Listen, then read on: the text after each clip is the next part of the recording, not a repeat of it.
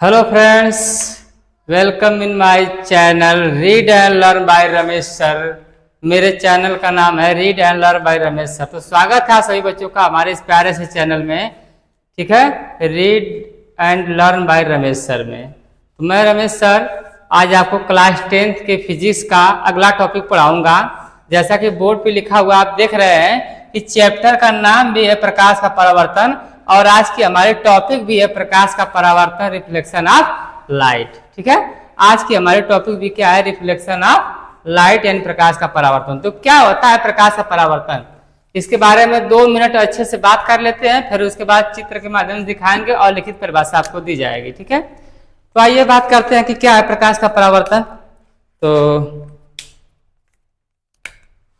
देखिएगा, प्रकाश का परावर्तन, तो परावर्तन शब्द का मतलब होता है, परावर्तन शब्द का मतलब कि किसी का आना, टकराना, फिर वापस चला जाना। आना, टकराना और वापस चला जाना, ये परावर्तन है। अब परावर्तन में है क्या कि अगर सपोज करिए कि कोई दीवार है और इस दीवार पे आपने क्या किया कि एक बॉल फेंक दिया, ये बॉल जाएगी दीवार पे टकराएगी, टकरा के फिर बॉल क्या जाएगी, वापस आ जाएगी। तो यहाँ पे बॉल की गेंद था, तो यहाँ पे गेंद का परावर्तन हुआ है। अगर यहाँ पे कोई साउंड होता, ठीक है ना, कोई साउंड होता और साउंड तरंग के रूप में जाती और फिर दोबारा तरंग के रूप में साउंड वापस आती, तो यहाँ से गई थी पहले पोजीशन से और फिर वापस पहले पोजीशन पे साउंड आ गई, लेकिन टकरा के तब वापस आई है।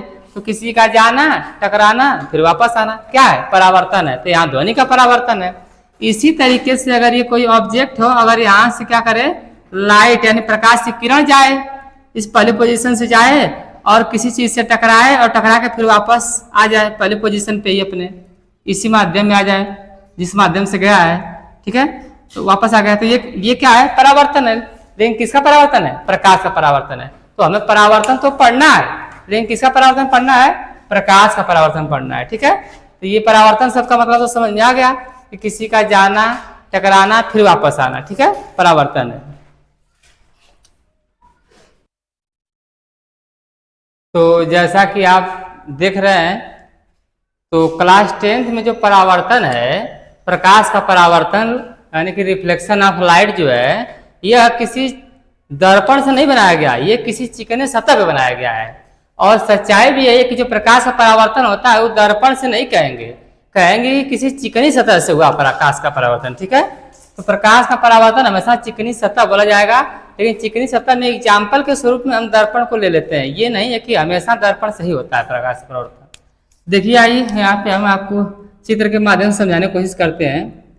सपोज करिए कि ये कोई दर्पण है, सपोज करिए कि ये कोई चिकनी सतह वाला वस्तु है, यानी इसकी जो ऊपरी सतह है ये वाला, ये बहुत ही चिकना है।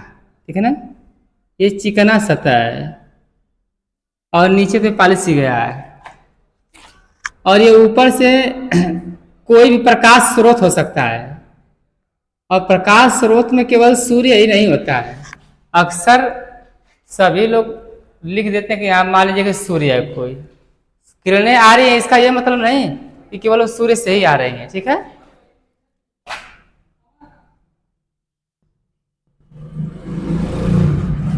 किसी भी प्रकाश स्रोत से प्रकाश की किरणें आ सकती हैं। प्रकाश की किरण आई, यहाँ पे टकराई और टकरा के यहाँ से क्या हो जाएगी, ऐसे वापस। तो जिस माध्यम से आई थी उसी माध्यम में क्या हो गई, वापस। जैसे कि यहाँ पे आई थी प्रकाश की किरण माध्यम 1 से, और ये आपका माध्यम 2। माध्यम क्या होता है कि कोई भी पृथक्कारी सतह जो होती है, किसी चीज को अगर 2 भागों में बांट दिया तो ऊपर वाला माध्यम 1, नीचे वाला माध्यम 2। अब ये पृथक्कारी सतह का काम कर रही है। ठीक है ना, ये जो दर्पण या चिकनी सतह है, ये पृथक्कारी सतह का काम कर रही है। यहाँ से ऊपर माध्यम 1, नीचे माध्यम 2। तो प्रकाश की किरण माध्यम 1 से ही आई है और माध्यम 1 में क्या कर गई, वापस कर गई। तो यह क्या हो रहा है, प्रकाश का परावर्तन। हमने परावर्तन क्या बताया कि किसी का आना, टकराना और वापस चले जाना परावर्तन है। तो यहाँ से प्रकाश का परावर्तन तो हुआ है। ठीक है, तो इस प्रकाश के परावर्तन की एक लिखित और स्टैंडर्ड परिभाषा रहनी चाहिए। तो हम यहाँ पे परिभाषा लिख देते हैं, आप उसके बाद देख लीजिए। उसके बाद हम अच्छे से इसको एक्सप्लेन करते हैं कि क्या होता है प्रकाश का परावर्तन। ठीक है, तो ये लीजिए आपके प्रकाश का परावर्तन परिभाषा। तो आपकी परिभाषा लिखित मिल गई। कि प्रकाश का परावर्तन क्या है। ठीक है, मैं इसको एक बार एक्सप्लेन कर देता हूँ अच्छे से और इसको समझ लीजिएगा क्या है। मैं जो चित्र के माध्यम से समझाया था बिल्कुल वही परिभाषा लिखा हूँ। यहाँ पे कोई प्रकाश स्रोत होगा जैसे कि सूर्य, चंद्रमा, लालटेन, दीपक, मोमबत्ती, टार्च, कुछ भी हो सकता है प्रकाश स्रोत जहां से प्रकाश निकलता है। ठीक है, तो किसी प्रकाश स्रोत से आने वाले प्रकाश की किरण जब किसी चिकनी या पॉलिशदार, चिकनी सतह होनी चाहिए या फिर पॉलिशदार होनी चाहिए, चिकनी या पॉलिशदार सतह से टकराता है तथा टकराने के पश्चात पुनः उसी माध्यम में वापस लौट जाता है तो इस घटना को प्रकाश का परावर्तन करते हैं। ठीक है, यानी परावर्तन शब्द का मतलब होता है कि किसी का आना, टकराना और वापस चले जाना क्या है, परावर्तन है। तो प्रकाश का परावर्तन समझ में आ गया। अब इसके बाद देखिए क्या है कि ये जो प्रकाश परावर्तन है ना, ये एक घटना है और ये घटना है तो इस घटना बारे में हमको बहुत अच्छे से पढ़ना होगा। तो इस घटना से संबंधित कुछ परिभाषाएं होती हैं। ठीक है, यानी प्रकाश परावर्तन से संबंधित क्या होती हैं, बहुत सारी परिभाषाएं होती हैं। उन परिभाषाओं को आपको यहाँ पे लिख के दिखाया जाएगा और समझाया जाएगा बहुत अच्छे से, क्योंकि परिभाषाएं बहुत इंपॉर्टेंट होती हैं। जैसे मैं आपको रूबरू करा दूं उन परिभाषाओं से क्या हो सकता है, आइए इसी चित्र में बता दे रहा हूं। जैसे कि ये जो किरण है किसी प्रकाश स्रोत से आ रही है तो ये है आपकी आपतित किरण, और ये जो जा रही है ये क्या है, परावर्तित किरण। और ये जो आने वाली किरण थी इस दर्पण पे जहां पे टकराई है वहां पे कोई बिंदु होगा, तो जिस बिंदु पे टकराई है यह क्या है, आपतन बिंदु। और इस आपतन बिंदु पर अगर हम एक काल्पनिक रेखा खींच दें और वह काल्पनिक रेखा जो है इस पृथककारी सतह से 90 डिग्री का एंगल बनानी चाहिए, यह शर्त है, तब इसका नाम होता है अभिलंब।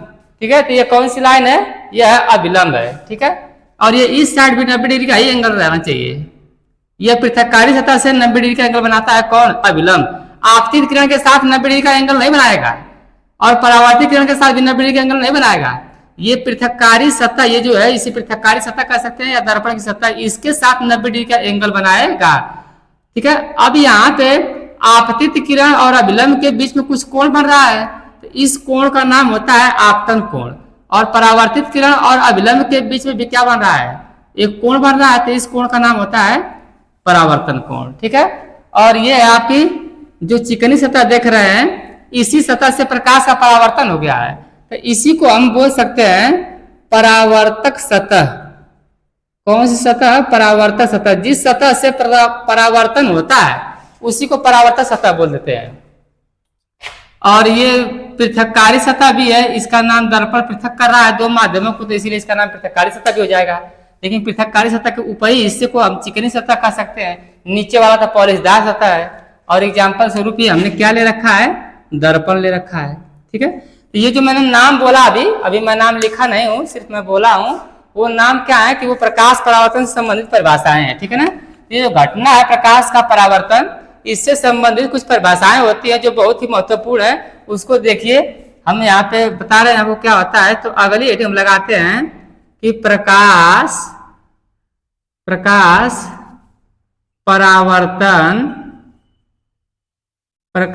परावर्तन से संबंधित परिभाषाएं।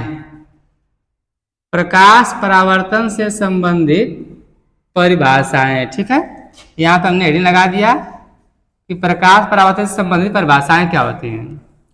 तो प्रकाश परावर्तन से संबंधित कुछ परिभाषाएं होती हैं, 7, 8, 9 परिभाषाएं होती हैं, उनको हम यहाँ क्या कर दे रहे हैं, लिख दे रहे हैं। ठीक है, देखिएगा जैसे कौन कौन सी परिभाषाएं हैं। तो पहले तो आप लिख लीजिए कि आपतित किरण है, आपतित किरण, और दूसरा है आपका परावर्तित किरण, तीसरा है आपतन बिंदु, तो चौथी परिभाषा है आपका आपतन कोण।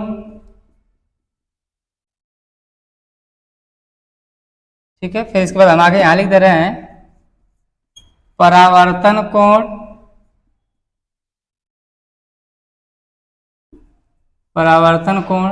फिर उसके बाद लिख दे रहे हैं परावर्तक सतह,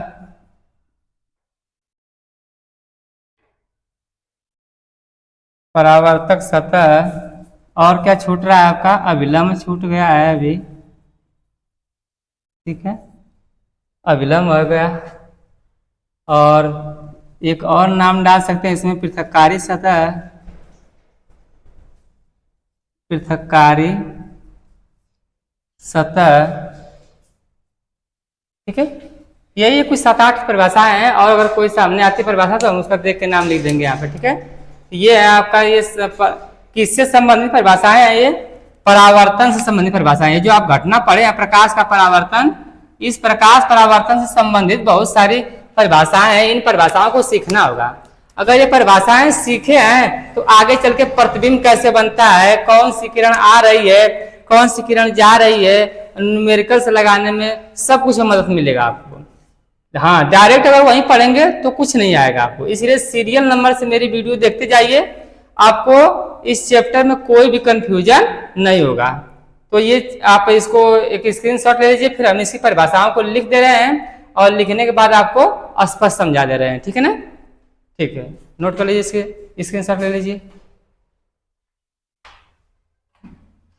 तो जैसा कि आपको कहा गया है कि लिखित परिभाषा मिल गई, तो देखिए प्रकाश के परावर्तन से संबंधित परिभाषाएं, कुछ परिभाषाओं को भी लिखा गया है, अभी जगह नहीं होने के कारण इसको मिटा के फिर आगे परिभाषा लिख दी जाएगी, ठीक है। बाकी जितनी परिभाषाएं लिखी गई थी बोर्ड पे 7-8, उसमें से देखिए कुछ लिख दी गई है, 5 परिभाषाएं, 2-3 बची हैं, भी लिख दिया जाएगा। तो आपतित किरण क्या है, सबसे पहले यही समझते हैं आपतित किरण क्या है। बहुत अच्छे से समझना, ये टॉपिक बहुत ही इंपॉर्टेंट है, ठीक है। जो यहाँ पे समझ गया उसे आगे न्यूमेरिकल्स लगाने में कोई भी दिक्कत नहीं होगी, आगे प्रतिबिंब बनाने में कोई दिक्कत नहीं होगी, आरेख खींचने में कोई दिक्कत नहीं होगी, जो कि एग्जाम में आता है, ठीक है। दर्पण और लेंस में अगर प्रतिबिंब बनाना हो तो आपको ये सब बेसिक जो बातें हैं वो पता होनी चाहिए। वही लड़का तेज हो सकता है जिसको बेसिक क्लियर हो, ठीक। देखते हैं आपकी किरण, मैं आपको चित्र में दिखा दूं कि ये एक आपतित किरण है, कहाँ से आ रही है, किसी प्रकाश स्रोत से आ रही होगी, ठीक है। तो ये आपतित किरण यहाँ पे नाम लिखा गया है। तो आपतित किरण किसे कहते हैं, तो जैसा कि सिंपल है कि किसी भी प्रकाश स्रोत से आने वाली किरण को क्या कर सकते हैं आप, आपतित किरण कहते हैं। या तो ऐसे बता दीजिए, या फिर ये कह दीजिए कि वह प्रकाश की किरण जो समतल पृष्ठ पे आकर टकराती है। दो परिभाषा हम इसकी दे सकते हैं आपतित किरण की। या तो कह दीजिए किसी प्रकाश स्रोत से आने वाली किरण को आपतित किरण कहते हैं, या फिर इसकी स्टैंडर्ड परिभाषा अगर है तो वही है कि वह प्रकाश की किरण जो किसी समतल पृष्ठ पर आकर टकराती है या आकर गिरती है, उस किरण को बोलते हैं क्या, आपतित किरण। तो ये वाली किरण देख रहे हैं, ये आकर के इस पृष्ठ पे, इस सतह पे क्या कर रही है, टकरा रही है। तो आकर टकराने वाली किरण को क्या बोल देंगे आप, आपतित किरण, ठीक है। और इसको अंग्रेजी में बोलते हैं इंसिडेंट रे, ठीक है। इसीलिए इसको आई से इसका जो एंगल बनता है उसको लिखते हैं इंसिडेंट रे। और अब दूसरा आता है परावर्तित किरण। तो ये समझ में आ गया कि जो आकर टकराती है वह आपतित किरण है। दूसरा परावर्तित किरण क्या होती है, वही कि जो टकराने के बाद वापस चली जाए, उससे परावर्तित किरण कहते हैं। लेकिन लिखित रूप से हम बोल देंगे कि वह प्रकाश की किरण जो समतल पृष्ठ से टकराकर पुनः उसी माध्यम में क्या करे, वापस लौट जाए, उसे कहते हैं परावर्तित किरण। अभी आपको बताया कि ये पृथककारी सतह है एक लाइन, और इसके ऊपर जो होता है वो है आपका माध्यम 1, और इसके जो नीचे है ये वाला हिस्सा आपका माध्यम 2, ठीक है। तो माध्यम 1 से आई है और माध्यम 1 में क्या करी, वापस चली गई। ये तो घटना परावर्तन होता है। अगर माध्यम 1 से आता और माध्यम 2 में चला आता तो यह अपवर्तन घटना जाती है, जो कि अगली घटना हम पढ़ेंगे अपवर्तन, ठीक है। अभी नहीं, अभी तो परावर्तन, जिधर से आया उधर ही वापस चला गया, ठीक है। तो ये हो गया परावर्तित किरण, समझ में आ गई। इसे बोलते हैं रिफ्लेक्टेड रे, अंग्रेजी में इसे बोलते हैं रिफ्लेक्टेड रे बोल देते हैं, ठीक है ना। अब इसे देखिए, आपतन बिंदु क्या होता है, ये पहली परिभाषा कंप्लीट, दूसरी कंप्लीट, अब तीसरी देखते हैं आपतन बिंदु क्या होता है। तो आपको पता है कि यह एक पृथककारी सतह है, तो यह बहुत सारे बिंदुओं से बना होगा, एक लाइन ही तो दिखाई दे रहा है, तो यह बहुत सारे बिंदुओं से बना होगा, बहुत सारे बिंदुओं से बना होगा। तो क्या हम सभी को आपतन बिंदु बोल देंगे, नहीं। अब हम चेक करेंगे कि कौन से बिंदु पर यह आपतित किरण आके गिरी है। जिस बिंदु पर यह आपतित किरण आके गिर गई, सिर्फ उसी बिंदु को आपतन बिंदु बोल सकते हैं, बाकी बिंदुओं को हम आपतन बिंदु नहीं बोल सकते हैं, ठीक है ना। ये एक लाइन है, एक रेखा है, तो यह रेखा है बिंदुओं से ही बनी होगी, या फिर सतह होगी तो भी बिंदुओं से ही बना होगा। अब बहुत सारे बिंदु हैं, लेकिन देखेंगे कि आपतित किरण किस बिंदु पर आकर गिरी है। सिर्फ उसी बिंदु को तुम बोल सकते हो क्या, आपतन बिंदु। तो यहाँ से चेक कर लेते हैं, लिखा कि आपतित किरण परावर्तक सतह के, ये परावर्तक सतह है, आपतित किरण परावर्तक सतह के जिस बिंदु पर आकर टकराती है उस बिंदु को ही आपतन बिंदु कहते हैं। उस बिंदु को क्या बोलते हैं, आपतन बिंदु बोलते हैं। ठीक है, परावर्तक सतह, आपतित किरण परावर्तक सतह के जिस बिंदु पर आकर टकराती है उस बिंदु को ही आपतन बिंदु कहते हैं। ठीक, तो आपतन बिंदु देख ही लिए कि आपतित किरण जो होती है परावर्तक सतह के जिस बिंदु पर आकर गिरती है उस बिंदु को ही क्या कह सकते हैं, आपतन बिंदु कहते हैं। ठीक है, और इसके बाद आता है आपका अभिलंब। तो अभिलंब देखिए, ये वाली लाइन है आपकी अभिलंब। ठीक है, तो अभिलंब लाइन देख ही रहे हैं ये वाली। अब मैं अभिलंब में क्या बताया हूँ आपको, इसके थोड़ा सा पहले बता दिया था कि जो अभिलंब है ना, यहाँ से 90 डिग्री का एंगल कंप्लीट करता है, इस साइड भी और इस साइड भी। मार्कर आपको हरा वाला दिखाई दे रहा होगा। ठीक है, तो क्या है अभिलंब कि आपतन बिंदु, यह जो आपतन बिंदु देख रहे हैं यहाँ पे, आपतन बिंदु पर इस परावर्तक सतह के लंबवत खींची गई काल्पनिक रेखा, ठीक है ना, कौन सी रेखा होनी चाहिए, काल्पनिक, डॉटर लाइन है इसीलिए। ठीक है, कि आपतन बिंदु से परावर्तक पृष्ठ के लंबवत खींची गई काल्पनिक रेखा को अभिलंब कहते हैं। अभिलंब कहते हैं, हो सकता है ये दिखाई नहीं दे रहा हो थोड़ा सा, तो देख लीजिएगा। आपतन बिंदु से परावर्तक पृष्ठ के लंबवत, ये रहा आपतन बिंदु और ये है परावर्तक पृष्ठ। तो इस आपतन बिंदु से खींचना है, लेकिन इसके लंबवत खींचना है, यानी यहाँ से 90 डिग्री का लाइन बनानी चाहिए। ठीक है, तो इसी लाइन क्या बोल देते हैं बच्चों, अभिलंब बोल देते हैं। अगला परिभाषा है आपका, ये समझ में आ गया होगा। अगला है परावर्तक सतह। क्या होता है परावर्तक सतह, जैसे कि यही है। ठीक है, नहीं परावर्तक सतह नहीं, पृथककारी सतह है, सॉरी हम मिस्टेक लिखा गया है, पृथककारी सतह है, पृथककारी सतह। ठीक है ना, पृथककारी सतह है। देखिए पृथककारी सतह मतलब होता है, पृथक माने था अलग करना। आप सुने होंगे कि हिंदी शब्द है पृथक मतलब अलग अलग करना। ठीक है ना, तो सतह, तो पृथककारी सतह क्या होता है, तो दोनों माध्यमों को अलग करने वाली सतह। दो माध्यम कौन से, एक माध्यम, दो माध्यम। अगर बीच में ये नहीं होता तो यहाँ पे कैसे पता चलता है कि कहाँ ऊपर है कौन नीचे है। तो इस लाइन की वजह से, इस सतह की वजह से ही यहाँ पे दो टुकड़े हुए हैं, एक इससे ऊपर एक इससे नीचे। तो यह रीजन यही है, ये सतह रीजन है, यही कारण है कि दो भागों में क्या है, बटा है। ठीक है ना, तो हम कह सकते हैं कि दोनों माध्यमों को अलग करने वाली सतह, दोनों माध्यमों को अलग करने वाली सतह को क्या बोलते हैं, पृथककारी सतह बोलते हैं। दोनों माध्यमों को अलग करने वाली सतह क्या बोलते हैं, पृथककारी सतह बोलते हैं। ठीक है, तो इसका आप स्क्रीनशॉट ले लीजिए, फिर मैं जो दो बच्चे की परिभाषा है उसको भी लिख देता हूं। ठीक है,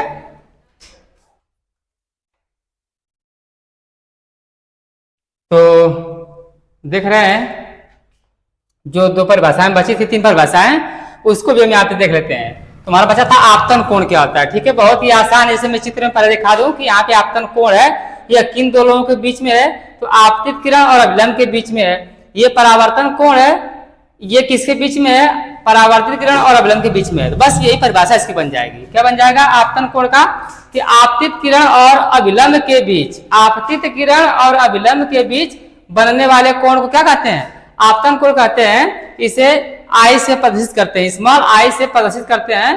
ठीक है, क्योंकि इसके इंसिडेंट होता है, इंसिडेंट एंगल, इसीलिए इंसिडेंट का पहला अक्षर आई ले लेते हैं। ठीक है, तो ये हो गया आपका आपतन कोण। दूसरा है परावर्तन कोण, ये भी बहुत आसान है। देखिएगा कि कह सकते हैं कि परावर्तित किरण और अभिलंब के बीच बनने वाले कोण को, परावर्तित किरण और अभिलंब के बीच बनने वाले कोण को क्या कहते हैं, परावर्तन कोण कहते हैं। इसे स्मॉल आर से प्रदर्शित करते हैं, क्योंकि परावर्तन कोण की अंग्रेजी हो जाती है रिफ्लेक्टेड एंगल या रिफ्लेक्शन एंगल। ठीक है ना, रिफ्लेक्शन एंगल हो जाएगा, तो इसीलिए इसका पहला अक्षर आर ले सकते हैं। तो ये रिफ्लेक्शन एंगल यानी परावर्तन कोण। अब है यहाँ रिफ्लेक्टेड सरफेस, परावर्तक सतह, कौन सी सतह, परावर्तक सतह है। ठीक है ना, परावर्तक सतह मैं दिखा दूं आपको कि ये चिकनी जो सतह होती है इसी को परावर्तक बोलते हैं। जैसे कि ये ऐसे कोई सतह है, ये नीचे तो पॉलिश ही गई, लेकिन ये वाला हिस्सा पूरा चिकना है, तो इसी को परावर्तक सतह बोलते हैं। क्यों बोलते हैं, क्योंकि इसी सतह से परावर्तन हुआ है, एक प्रकाश ऐसे आया है और फिर ऐसे वापस चला गया। तो परावर्तन घटना है जो नीचे वाली सतह पे नहीं हुई, परावर्तन घटना ऊपर वाली सतह पे हुई है। तो हम कह सकते हैं कि जिस सतह पे परावर्तन की घटना होती है ना, उसी सतह को परावर्तन सतह बोल सकते हैं। यहाँ लिखा है कि जिस सतह से प्रकाश का परावर्तन होता है, तो इस ऊपर वाली सतह से हुआ है, तो जिस सतह से प्रकाश का परावर्तन होता है उसे परावर्तक सतह कहते हैं। क्या कहते हैं? उससे परावर्तक सतह कहते हैं। ठीक है, तो कंप्लीट यहाँ तक उम्मीद है कि मुझे आपको समझ में आ गया होगा। बिल्कुल कोई दिक्कत नहीं है। मैं एक बार फिर से रिवीजन कर दे रहा हूँ आपतित किरण से कि वह प्रकाश की किरण, ठीक है, वह प्रकाश की किरण जो समतल सतह पे या समतल पृष्ठ पे आके टकराती है तो वह क्या है? आपतित किरण है। और वह प्रकाश की किरण जो टकराने के पश्चात पुनः उसी माध्यम में वापस चली गई तो वो कौन सी किरण है? परावर्तित किरण है। और इसके बाद है आपका आपतन बिंदु। देखिए आपतन बिंदु किसे कहेंगे? यहाँ पे तो बहुत सारे बिंदु है, लेकिन आपतन बिंदु किसे कहेंगे? तो हम कह देंगे कि आपतित किरण ना, आपतित किरण इस सतह के जिस बिंदु पर आकर गिर रही है, जिस बिंदु पर आकर टकरा रही है, उस बिंदु को क्या बोलते हैं? आपतन बिंदु बोल देते हैं। ठीक, अब अभिलंब क्या होता है? अभिलंब, तो अभिलंब के लिए हमें याद रखना कि यहाँ लंब शब्द से समझ आ जाना कि 90 डिग्री का एंगल बनाना चाहिए था। तो इस परावर्तक सतह, ये परावर्तक सतह है आपकी पूरी, यहाँ से सॉरी, ये परावर्तक मतलब ये पृथककारी सतह है जो दो माध्यमों को अलग कर रही है। तो इस पृथककारी सतह से यह 90 डिग्री का एंगल बनाना चाहिए, ऐसा शर्त है।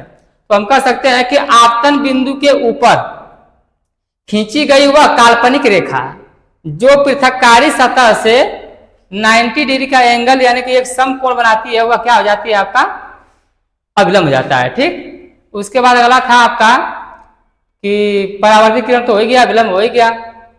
अब ये पृथककारी सतह है कि जो वह सतह जो दो माध्यमों को अलग करता है या फिर दोनों माध्यमों को अलग करने वाली सतह को पृथककारी सतह कहते हैं। उसके बाद आपका आपतन कोण आ गया। बहुत सा आसान है कि आपतित किरण और अभिलंब के बीच बनने वाले कोण को आपतन कोण, परावर्तित किरण और अभिलंब के बीच बनने वाले कोण को परावर्तन कोण कहते हैं। ठीक है, लास्ट है परावर्तक सतह। तो जिस सतह से प्रकाश का परावर्तन होता है उसे क्या बोलते हैं? परावर्तक का सतह बोलते हैं। ठीक, तो इतना आपको कंप्लीट हो गया और इतना मुझे उम्मीद है कि आपको समझ दिया गया होगा। तो इसका आप स्क्रीनशॉट ले लीजिए, फिर मैं इसका अगला टॉपिक पढ़ाता हूँ आपको। ठीक,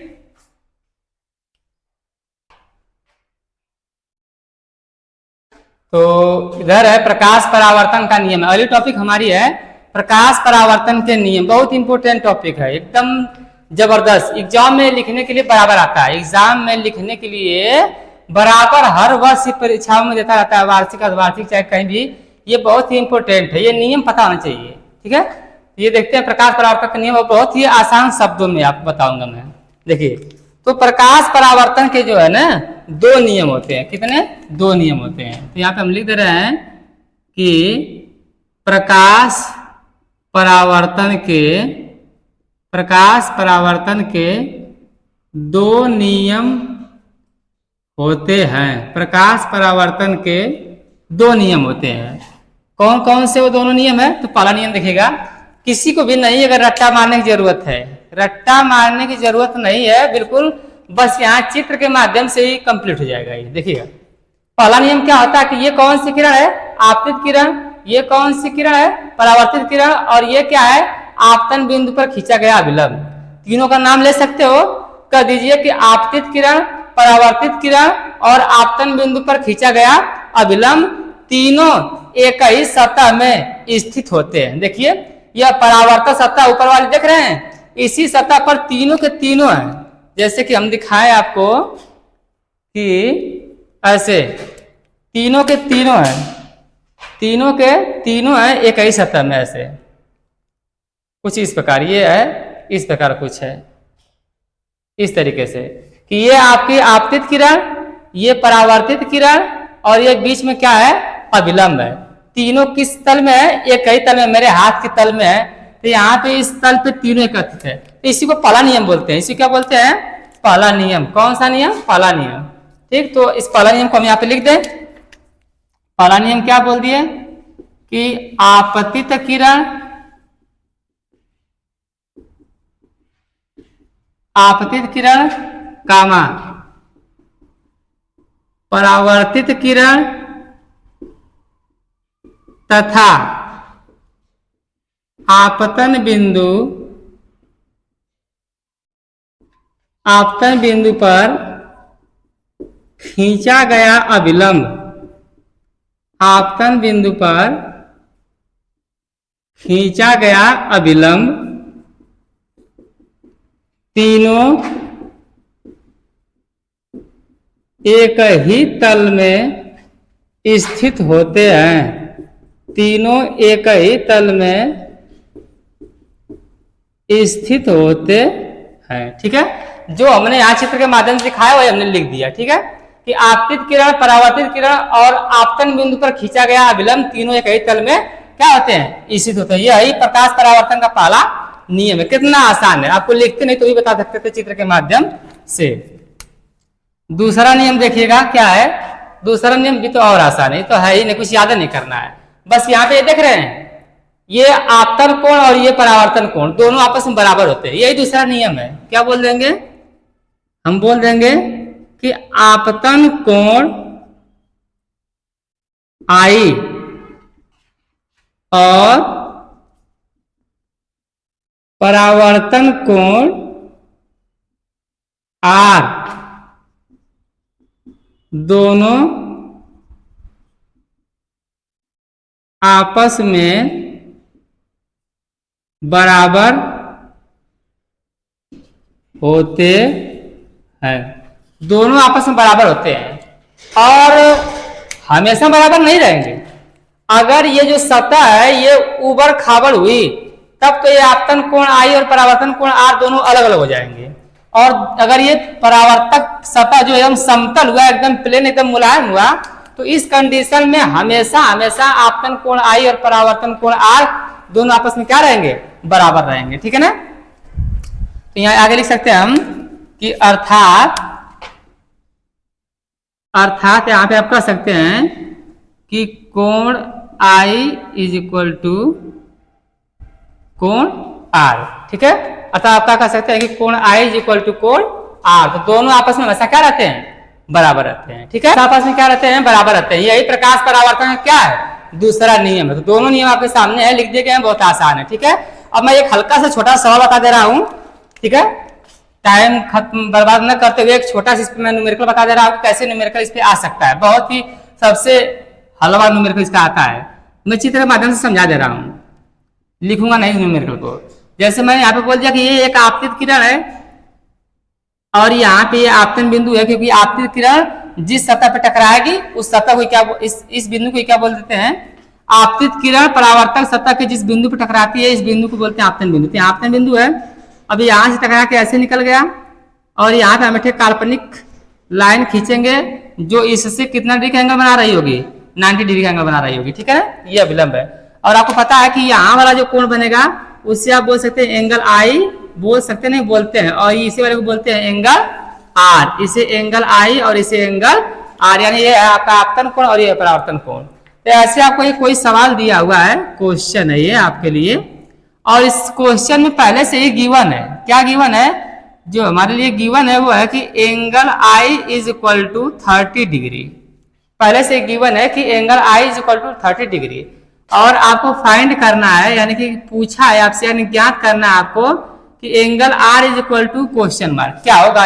angle R is equal to क्या होगा, यानी आपतन कोण आपको दे दिया है और परावर्तन कोण आपसे पूछ रहा है। ठीक है ना। और यहाँ पे ये भी कंफर्म है कि जो सतह है यह चिकनी सतह है, बिल्कुल मुलायम सतह है ऊपर से। ठीक है, तब इस कंडीशन में तो आपको पता है कि ये जो परावर्तन के जो दोनों नियम दिए गए हैं यह चिकनी सतह के कंडीशन में ही दिए गए हैं, ऊबड़ खाबड़ सतह पे नियम नहीं दिए गए हैं।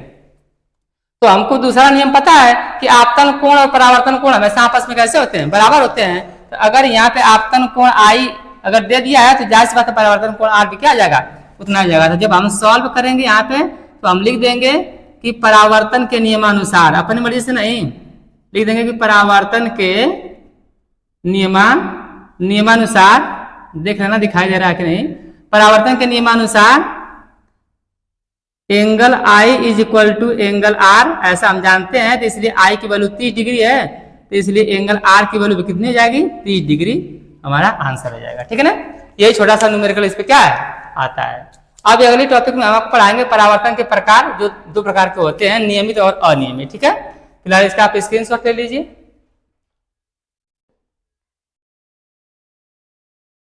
स्क्रीनशॉट ले लिए। और हाँ, तो जिन लोगों को भी ये वीडियो पसंद आई है वो इस वीडियो को लाइक कर देना और इसको शेयर भी करना, ठीक है। आप सोशल मीडिया पे इसे शेयर करिए, ज़्यादा से ज़्यादा फैलाइए हमारे वीडियो को, और चैनल को सब्सक्राइब कर लीजिए ताकि जब हम अगली वीडियो बनाएं तो आपको तुरंत उसका नोटिफिकेशन पहले ही मिल जाए, क्योंकि हम इस चैनल पे फिजिक्स को बिल्कुल कंप्लीट और क्लियर पढ़ाने वाले हैं, ठीक है।